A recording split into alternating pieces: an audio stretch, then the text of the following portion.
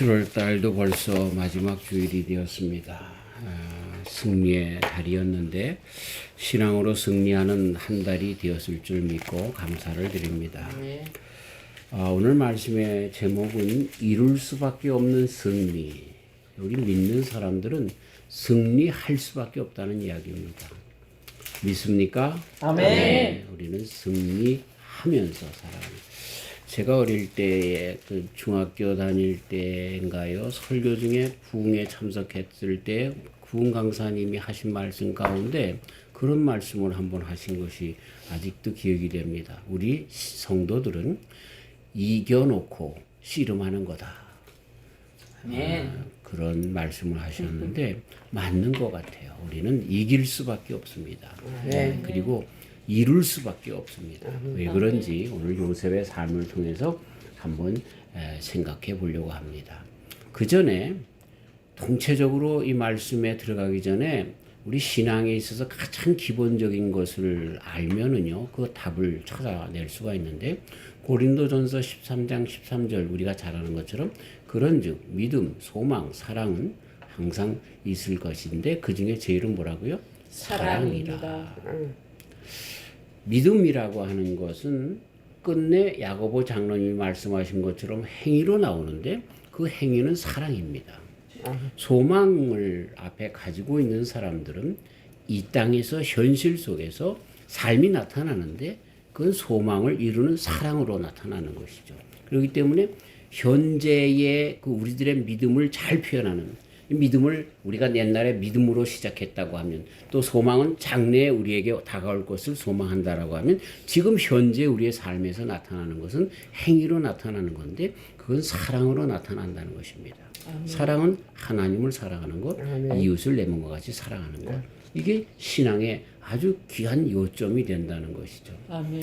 저는 좋아하는 목사님, 제가 목사인데 그러면서 목사님들을 좋아하는 부류가 있습니다. 설교 잘하시는 분들 아닙니다.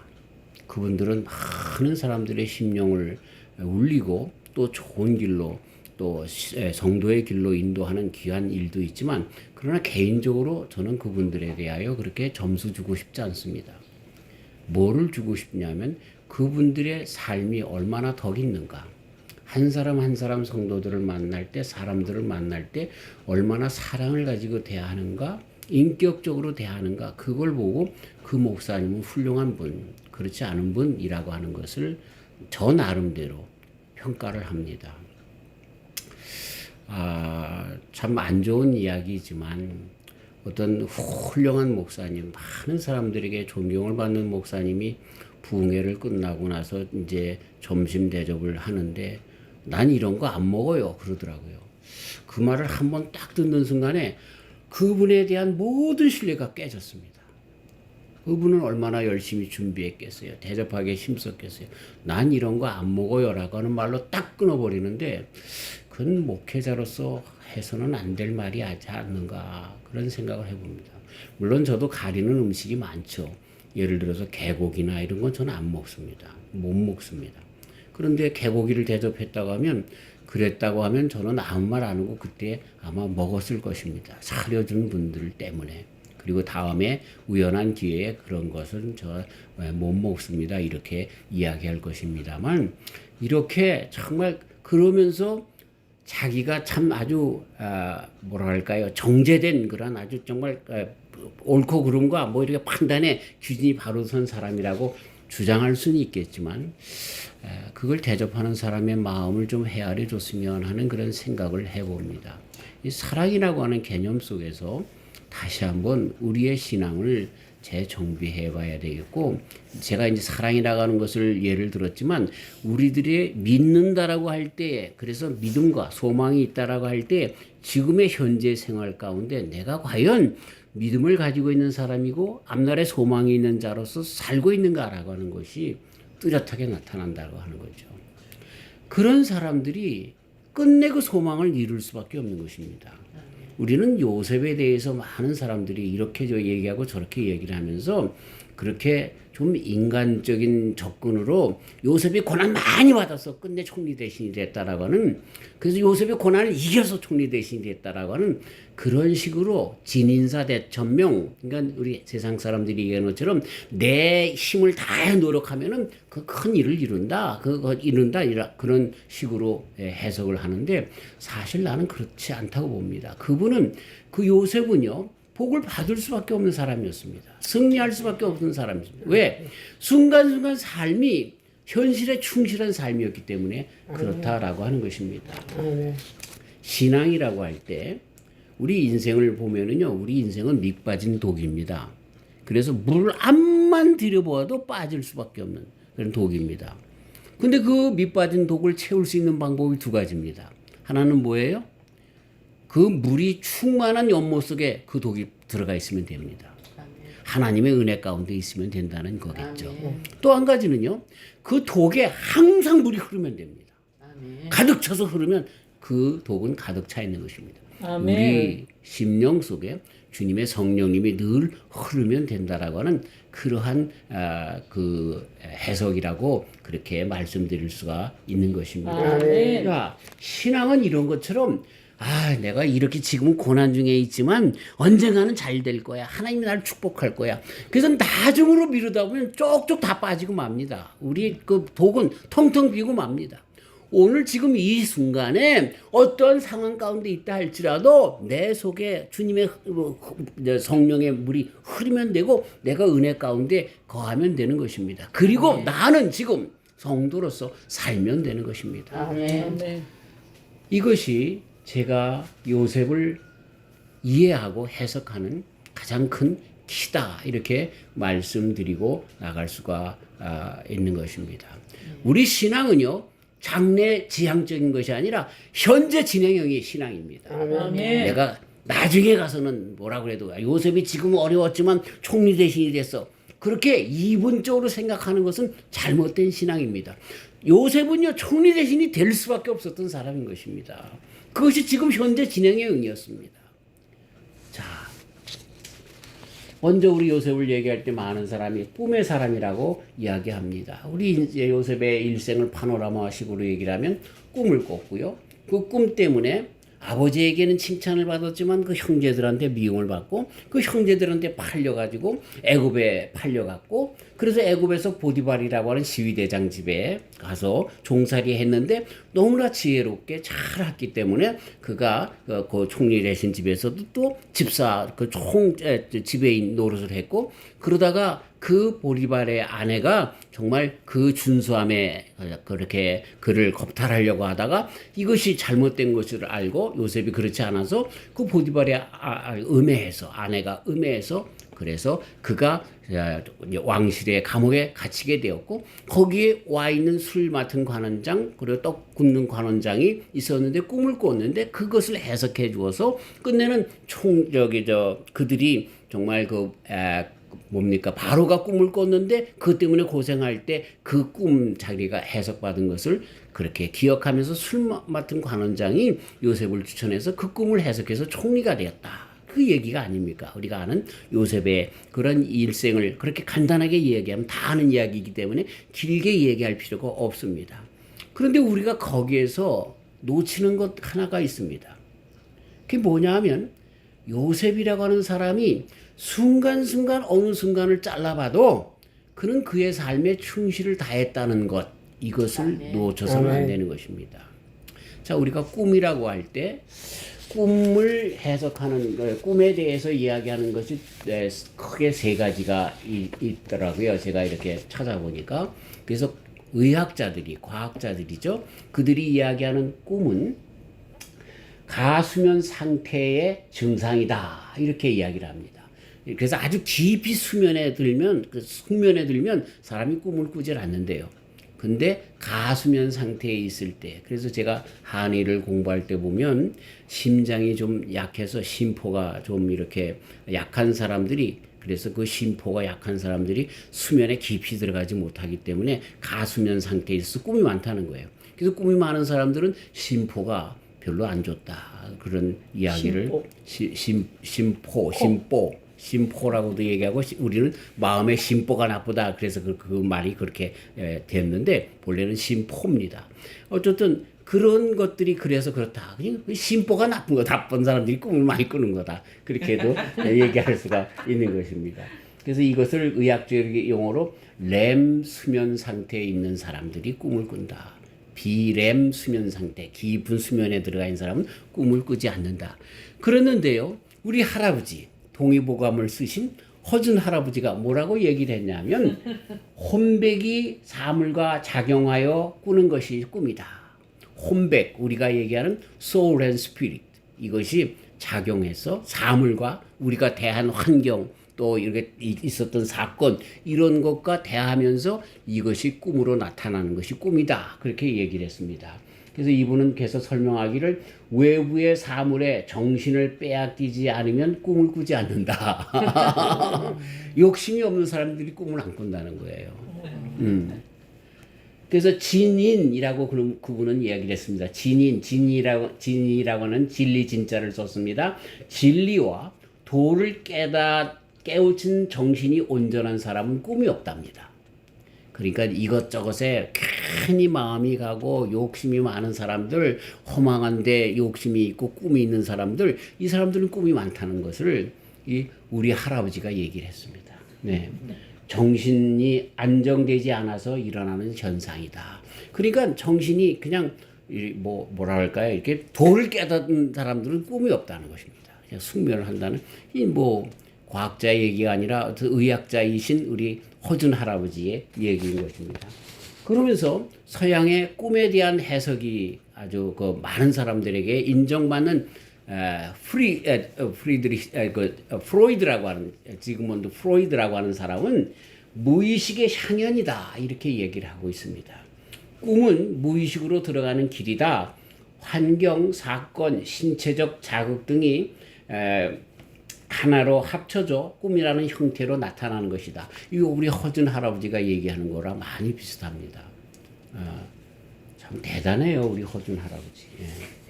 그래서 이 프로이드는 꿈은 소망을 성취하기 위해 공간과 시간을 재구성하여 그러니까 꿈속에서 시간과 공간을 다시 재구성해서 내가 가지고 있는 소망, 이루려고 하는 이 것들을 그래서 영어의 꿈이라고 하는 것을 드림이라고만 하는 것이 아니라 비전이라고도 하고요. 또 wish라고도 하고요. desire라고 하고요. 이런 것들을 우리 한국말로 때때로 다 꿈이라고 욕구 이런 걸로도 얘기하지만 꿈이라고 그렇게 얘기를 하는데 이러한 것들을 정말 받았던 것들을 새로운 공간 꿈속에서 마련해서 거기서 다르게 그걸 재료로 삼아서 그 원료들을 쪼개고 붙여서 공간을 형성하는 것 그게 꿈이다.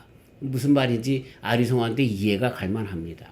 자, 제가 왜 이런 꿈에 대한 이야기를 먼저 했냐면요. 우리 요셉님의 꿈을 갖다가 해석하기 위해서 꿈이 뭔가라고 하는 것을 우리가 조금 알아야 될 줄 아는 것입니다. 자, 요셉을 가만히 보면은요. 많은 사람들이 그럴 때 꿈은 이제 헛된 야망, 이런 것들도 꿈이라고도 얘기를 하는데, 근데 꿈이라고 하는 것은 정말 삶의 목표가 되는 것이 내 비전, 그죠? 내 목표, 이것을 꿈이라고도, 너가 뭐가 될래? 라고 하는 wish, 이런 것들을 꿈이라고 하는데, 여기에 이 요셉도 그런 것이 담겨져 있다는 거예요. 삶의 목표가 그 꿈에 담겨져 있다라는 것을 알 수가 있습니다. 사실, 구약의 성경에 보면은요, 꿈이 많습니다. 그죠? 꿈. 느부갓네살의 꿈, 요셉의 꿈, 많은 사람들의 꿈이 있는데, 그래서 제가 그 꿈에 대해서 신학적으로 많은 분들이 뭐라고 얘기하는가 봤더니, 하나님의 말씀이 지금의 우리들에게 전해지는 성문화되기 전에 하나님께서 당신을 가르쳐주는, 말씀을 가르쳐주시는 한 방법이다. 이렇게 이야기들을 하시더라고요. 그러면서 현실에 와서 꿈은 그러기 때문에 이미 그 모든 과거에 하나님의 그 계시가 이루어지기 전에 많은 그런 하나님의 사람들을 통해서 보여줬는데 그러기 때문에 그 하나님의 말씀이 이제는 성문화된 이 말씀 속에서 그래서 꿈을 그 말씀과 함께 같이 연결해서 해석되어져야 한다. 그렇게 이야기를 하는 것입니다. 저도 거기에 동감합니다.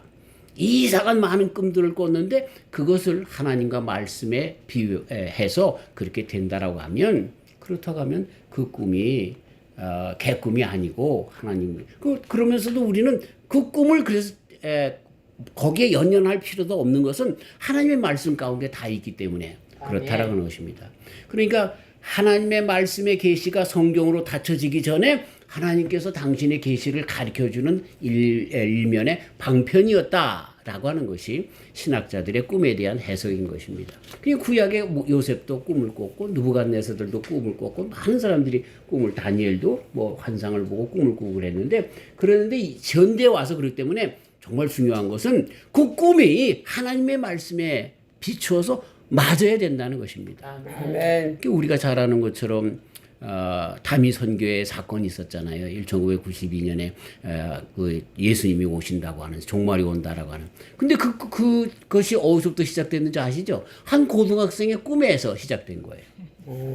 그러니까 그 꿈을 하나님의 말씀에 그 시와 때를 예수님도 모른다고 한 그걸 갖다가 그 사람이 꿈꿨다고 말이죠. 거기에 얼마나 많은 사람들이 거기에 휩싸였는지 모르죠.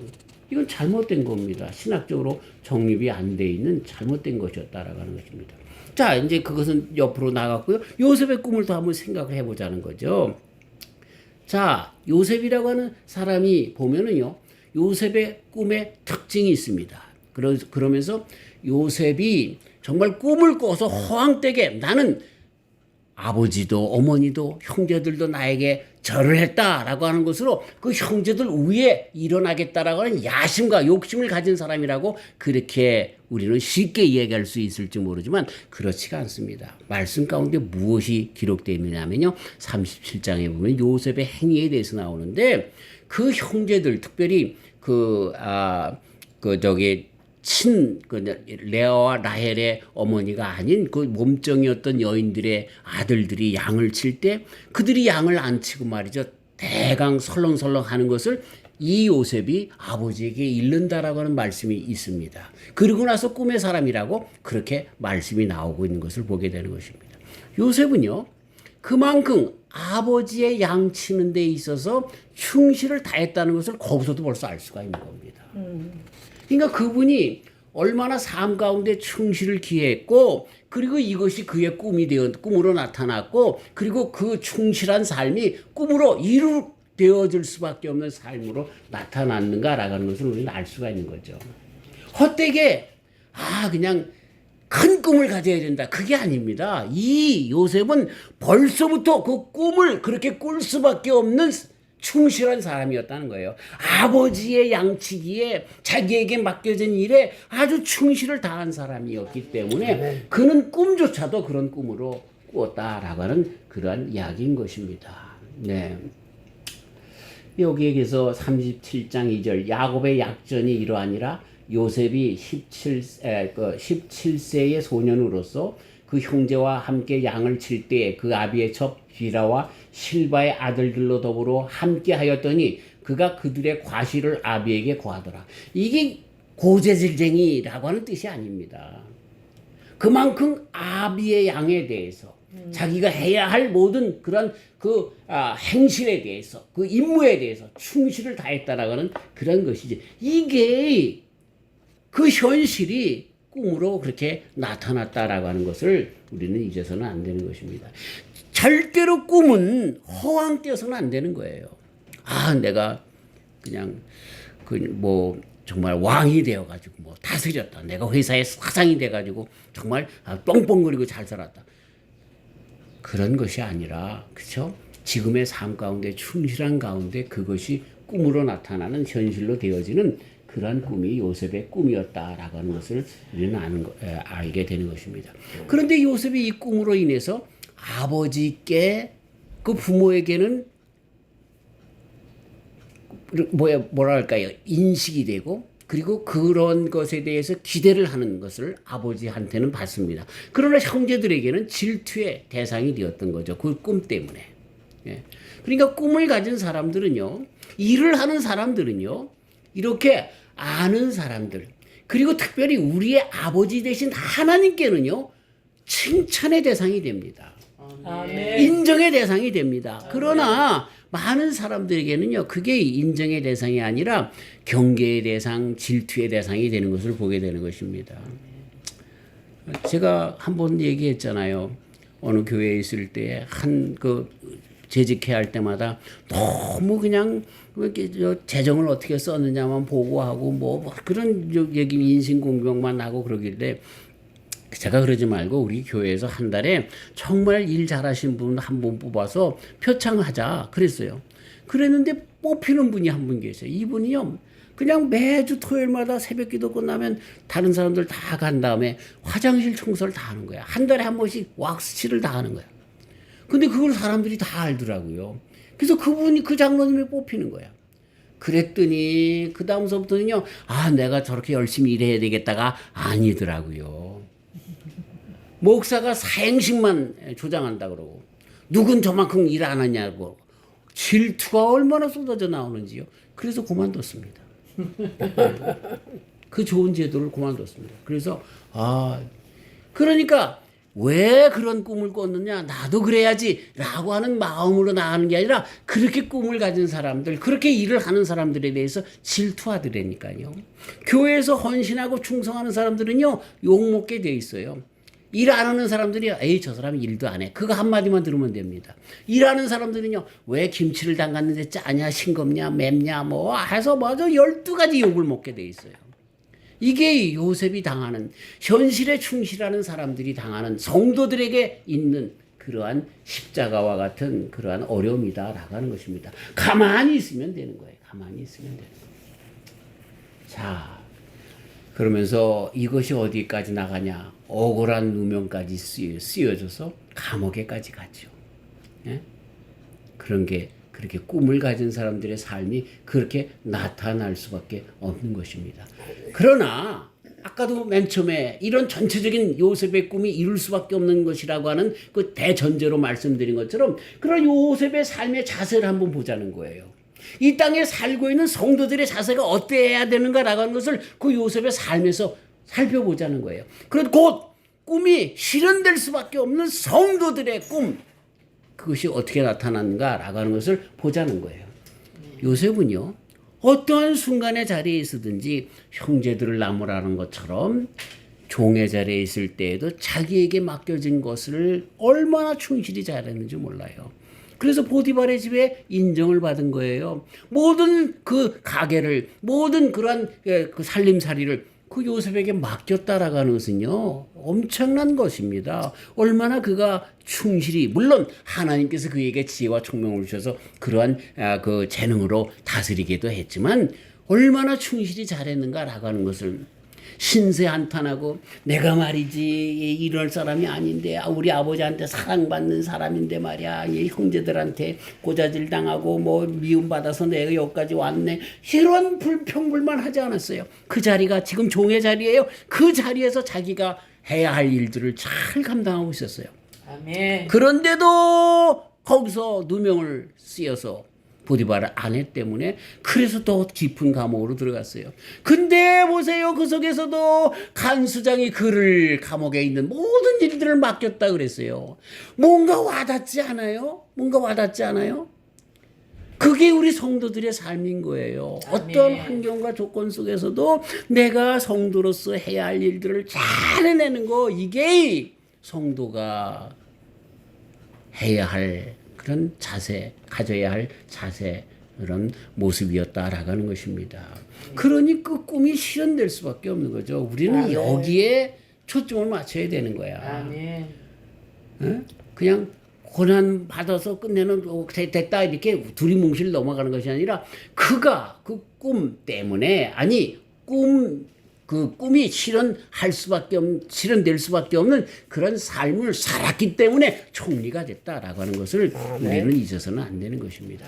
믿음, 소망, 사랑 중에 제일은 사랑이다. 현재다. 현재 삶 가운데 성도답게 계속해서 살았다. 그런 이야기입니다. 정말 죄송합니다만 제 간증을 하죠. 해병대에서 신앙생활 하는데 얼마나 힘든지 몰라요. 그냥 교회만 간다 그러면 맨날 불러다 때리는 거야. 나만 때리는 것이 아니라 내 위에 선임들에다가 너 네 밑에 그 부하를 갖다가 어떻게 다스렸길래 저거 건방지게 교회를 가냐 그러면서 때리는데 말이죠. 아유 진짜 못 가겠더라고요. 그런데도 그냥 주일만 되면은 그냥 교회 다녀오겠습니다. 허락해 줄 때까지 화장실까지 쫓아다니면서 그렇게 허락 맡아가지고 또 가고. 그래가지고 밤새 얻어맞아가는 이거 말이죠. 눈통이가 반통이가 되고 입술이 수박만 해요. 그렇게 얻어맞았어요. 그 다음 주일날 또 간다 그러니까 또 갔다가 패는 거예요. 그래도 또 그랬더니 이 사람이 야 이제 넌 나한테 보고하지 말고 가! 이렇게 된 거예요. 그게 우리 성도들의 자세죠. 그 다음서부터는요 아무도 나 교회 간다고 뭐라고 안 그래. 그러니까는 좀 신앙생활을 잘하던 장로님 아들이 있는데 나 보면 눈물을 주르륵 흐르면서 허혜병님은 승리했는데 난 못했어요. 나를 위해서 기도해 주세요. 그러는 거예요. 그럼 내가 여기까지 말이야.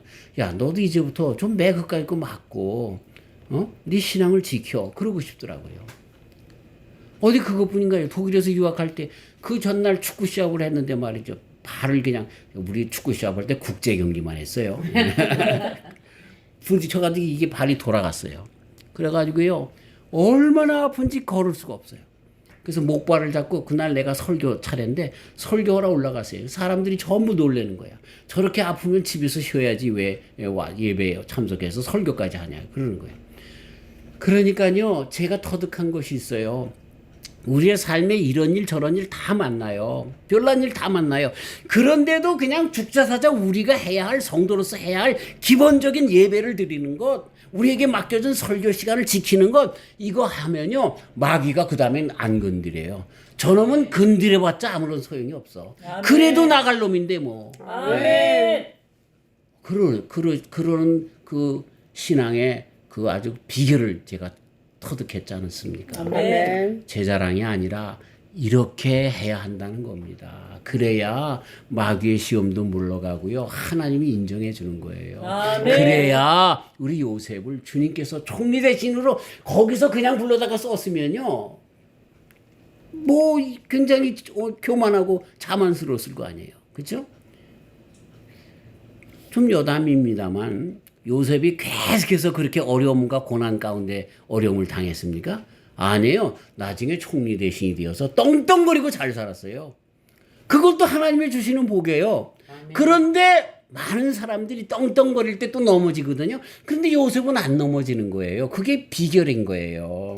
많은 사람들이 아멘. 고난 중에서만 참아야 된다 아니에요. 하나님이 축복해 주셨을 때에도 그 축복을 하나님께 영광 돌리면서 끝까지 지킬 수 있어야 돼요. 근데 그 사람은 고난 중에 지킨 사람은 하나님의 축복 가운데도 지키는 거예요. 아멘. 하나님께서 우리의 삶을 얼마나 지금 축복해 주셨어요. 아멘. 허버니의 삶을 얼마나 축복해 주셨어요. 아멘. 네. 그런데 저는 넘어지지 않기 위해서 겸손하기 위해서 힘을 씁니다. 최소한의 정말 신앙의 기본이라도 지키기 위해서 하나님의 것을 또 하나님의 시간을 도둑질하지 않으려고 합니다. 그것이 하나님이 아십니다. 그리고 세상에 마귀도 압니다. 세상 사람들이 다 압니다. 저놈은 건드려봐야. 너는 이제 합격한 나에게 합당한 종이야. 이렇게 되면 끝나는 거예요. 끝나는 거예요. 아멘. 그러면서 우리는 끝까지 요셉이 그랬던 것처럼 어느 자리에 있든지 간에 충성을 다하면 된다라고 하는 것입니다. 아멘. 자, 그러니 말이죠. 요셉의 그 신앙을 통해서 보는 것이 뭐예요? 그는 승리할 수밖에 없는 삶을 산 거예요. 승리할 수밖에 없는. 절대로 이것을 어떻게 하다가 마치 아브라함이 천사를 부지중에 대접해가지고 복을 받은 것처럼 그런 식으로 해석하면 안 되는 거예요. 아브라함 얘기 잠깐만 할게요. 아브라함이 정오 중에 지나가는 나그네를 대접했다라고 가르쳐주고 있어요. 천사를 그냥 휘황찬란한 날개를 가진 사람이 나타난 게 그 천사가 나타난 게 아니라 나그네의 모습으로 천사들이 나타난 거예요. 그리고 이 사람 보세요. 마물의 그 그늘에서 정오에 정말 이 뜨거운 날씨에 한 40, 50도 됐을 거예요. 그 그늘에서 쉬어야 될 때인데 나그네가 지나갔으니 얼마나 귀찮았겠어요. 그냥 지나가나 보다 그랬을 텐데 쫓아가서 그들을 데려다가 물을 갖다 발을 씻기고 먹고 가라 그러고 나그네를 부지중에 대접하는 거가 아니죠. 나그네를 대접했다는 얘기는 정오의 가장 힘든 시간 중에서도 그 나그네를 대접했다는 아브라함의 삶을 엿볼 수 있는 거예요. 그 어려운 시간에도 남을 도왔다는 그 아브라함은요, 편안한 시간에도 도왔다는 얘기예요. 그가 복을 받을 수밖에 없는 하나님의 정말 사랑하는 아브라함의 그래서 자손이라고 그렇게 그 신앙인들을 불러줄 수 있는 그런 사람으로 했다는 그 아브라함의 삶의 모습이 거기에 묻어져서 그런 거죠. 아멘. 요셉이 그냥 총리 대신 된 게 아니에요. 그의 삶의 정황이 그런 거예요. 아멘. 복을 받을 수밖에 없는 거예요. 아멘. 그러니 그들이 어떻게 나중에 복을 주셔도 하나님을 떠날 수가 없는 거죠. 아멘. 하나님 떠날 수가 없는 거죠. 그리고 그 복을 계속해서 누릴 수밖에 없는 거죠. 사랑하는 성도 여러분, 복은요, 복의 길에 서기만 하면 안 되는 거예요. 아멘. 때로는 그 복의 길에 서는 것이 조금 좀 뭐랄까요, 좀 부담스럽고 힘들 수 있어요. 근데 그 고비만 넘어가면 되는 거예요. 그러면서 우리는 어떤 환경 속에서도 내가 누군지를 알고 성도답게 살면 되는 거예요. 성도답게 살면 되는 거예요. 그러면 우리는 끝내 이룰 수밖에 없어요. 세상 사람들이요, 이것 보고 좋아하고 저것 보고 좋아하고 그리고 그것으로 자랑하고, 죄송합니다만 여기 크렌샤로 내려가다 보면 미국에서 가장 큰 교회 중에 하나인 흑인들이 중심된 교회에 있어요. 그 목사님은 설교하러 나갈 때 모든 손가락에다가 다 반지를 2-3개씩 끼고 나와요. 루비, 샤파이어, 금, 다이아몬드 다 치장하고. 그러면서 자랑합니다. 롤스로이스를 타고 다닙니다. 하나님이 나를 축복해 주셔서 이렇게 됐다고 말이죠. 아멘. 참 완전히 우리 기독교회를 망치고 있는 그런 교회인 거죠. 네. 그런 것들이 뭐예요? 어제 청소하고 나서 여기서 땀 좀 식히려고 내다보는데 한 미친 여자가, 한국 미친 여자랑 어쩌면 그렇게 똑같은지 몰라. 그냥 보따리를 풀러서 거기다 하는데 뭔가 그러고 바라봤어요. 나는 병 죽는, 또 페트병 죽고 그러는 사람 줄 알지. 아니에요. 헝겊, 비닐 쪼가리 이런 거 죽고 있더라고요. 그래서 내가 아이고 미친년 그러고 들어왔어요. 우리 집 사람한테 얘기했죠. 인천 배다리에 있는 미친 여자랑 미국에 있는 미친 여자랑 똑같아. 세상에 있는 많은 정신 빠진 사람들이 천국에 가져갈 수도 없는 그런 넉마들만 잔뜩 가지고 자랑하면서 그것이 하나님의 복이라고 자랑한단 말이에요. 아니에요. 우리 천국 가서 보는 거예요. 아멘. 그 천국에서 보는 건 뭐예요? 우리들의 삶 가운데 내가 언제 그랬습니까? 네가 나를 감옥에 있을 때, 네가 나를 배고플 때 나를 그렇게 대접했다, 그렇게 대해줬다. 내가 언제 그랬습니까? 그 사람들이 가난할 때 도운 것이 나를 도왔던 거야. 그 사람이 정말 감옥에 있을 때 찾아온 것이 나를 찾아온 거야. 그러한 칭찬을 받는 것이 진정한 우리 성도들의 모습인 거죠. 그것이 뭐예요? 지금의 내 삶 가운데 내 정황이 어떤 간에, 상황이 어떤 간에 성도로서 그 자리를 잘 지키는 삶, 그것이 성공할 수밖에 없는 끝내 주님의 나라에서 상급받는 삶이라고 하는 것을 우리는 잊어서는 안 되는 것입니다. 아멘. 요셉이라고 하는 사람의 이름은요, 신약에도 나오는데 예수님의 아버지가 요셉이에요. 그래서 많은 그 성경학자들은 구약에서 예수님을 닮은 사람 중에 가장 대표적인 사람이 누구냐? 다윗이냐? 아브라함이냐? 아니라는 거예요. 요셉이라는 거예요. 얼마나 예수님과 같은지 몰라요. 예수님 당신을 위해서 고난받는 것이 아니라 다른 사람들의 사람들을 구원으로 인도하고 삶을 나눠주기 위해서 고난을 받으신 분. 그러면서도 다른 어떤 것에 불만, 불평하지 않으시고 끝내 자기들의 모든 죄를 용서해달라고, 저들의 저 하는 일을 모른다고 하면서 그들의 잘못까지도 걸머지시면서 십자가에 달려 돌아가신 분. 여기 오늘 말씀 보면은요, 정말 요셉이 눈물을 흘렸는데 왜 눈물을 흘렸어요? 아버지가 돌아가시니까 아버지가 우리들에게 유언으로 남겨줬는데 그 유언을 그 형제들에게 남겨줬겠어요? 요셉에게 남겨줘야 될 거 아니에요? 거짓말 시키는 거야. 왜? 자기네들이 한 일이 있으니까. 예. 참 하나님의 말씀대로 현실 속에서 충실하지 못한 사람들은요, 끝까지 이렇게 책임 전가하고 핑계 안 대니까. 그러나 요셉은 그런 거 아니에요. 하나님이 그렇게 하신 거예요. 믿는 사람들의 고백이 그렇게 돼야 되지. 아멘. 아유, 이런 말씀을 전하면서 제가 창피하네요. 얼마나 책임 전가를 많이 하고 변명을 많이 하는지 말이죠. 참 그런 것을 보게 되는데, 그래서 그들의 그 형제들의 삶은 불안해하고 초조해하고, 요셉이 우리를 어떻게 하지 않을까 불안해하고 초조해하는 거예요. 하지만 현실에 충실하여 하나님의 종으로 살았던 자는 그리스도 예수님이 그 가운데 십자가에 달려 돌아가시면 부활의 첫 열매가 되신 것처럼 요셉은 총리 대신이 되는 거예요.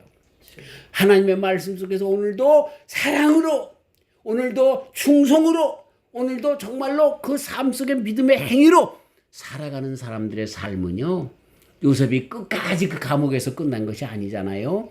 놀라운 삶으로, 그러면서도 그 속에서도 하나님의 영광을 위해 살아가는 삶으로 살아가는 것처럼 그러한 복을 누릴 수밖에 없는 것입니다. 아멘. 삶을 승리로 이룰 수밖에 없는 것입니다. 아멘. 이런 삶을 누리며 살아가는 저와 우리 성도님들 되시기를 주님의 이름으로 축원합니다. 아멘. 하나님 아버지, 말씀 가운데 지금의 삶의 정황이 어떻든 간에 그것에 핑계하지 않도록 하여 주시옵소서. 아멘. 내가 고통스러운 삶, 고난의 삶, 핍박의 삶, 시험의 시련의 삶인 것 같지만 요셉만 하지 못합니다. 또 여러 가지 어려움을 당했던 욥만 못합니다. 하나님 얼마나 감사한지요.